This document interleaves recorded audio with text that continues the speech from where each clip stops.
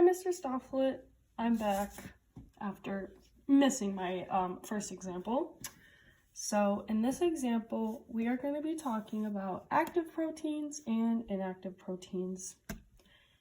This goes along with our enzyme activation and regulation. So first, we have our inactive protein. This inactive protein doesn't have the correct shape or substrate to make the correct shape. Now, if we want to make the correct shape, we need a cofactor.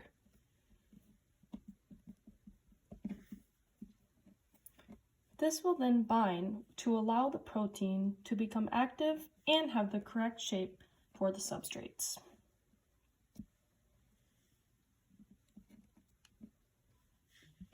Next, we will then take L1 and L2 to fit into the cofactor. As this substrate combines to form the product, this will make the inactive protein complete.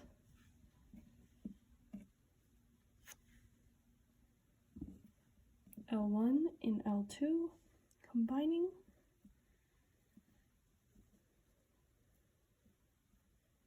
And there we have it, our finished product.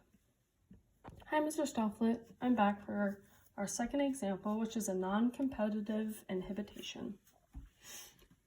So, in our non-competitive inhibition, these don't resemble the substrate and don't bind at the active sites.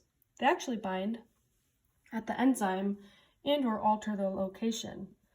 But the binding alters the shape of the active site, preventing the substrate from being able to bind, if that makes sense. So here we have two active sites, we have two substrates and one enzyme.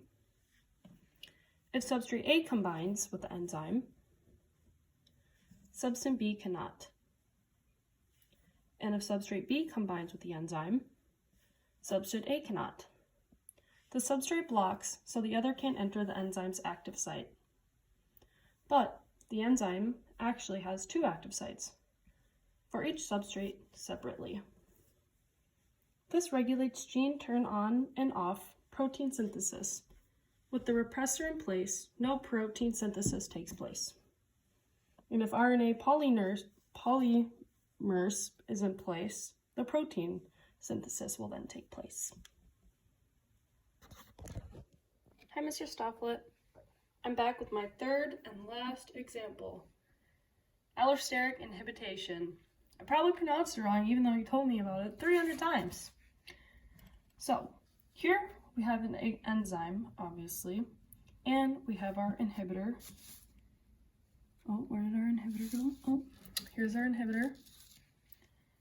And we have our substrate, which is the blue guy. An enzyme has a site for the binding of an inhibitor. So when the inhibitor binds, it causes the active site to change its shape.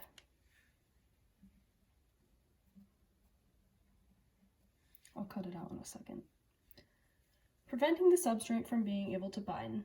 So when the inhibitor releases the enzyme, it then returns to the original conformation, allowing the substrate to bind to the active site. It has two active sites, one for the substrate and then one for the inhibitor. So when we go in between two different phases of the enzyme, the substrate combines with the active site here, which means that the process then can get produced and occur in the allosteric effect. It goes from this shape to then when the inhibitor binds,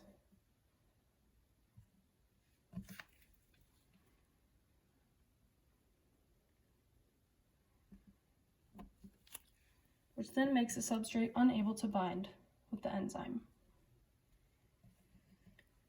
ATP, which is our inhibitor, combines for this whole process to happen.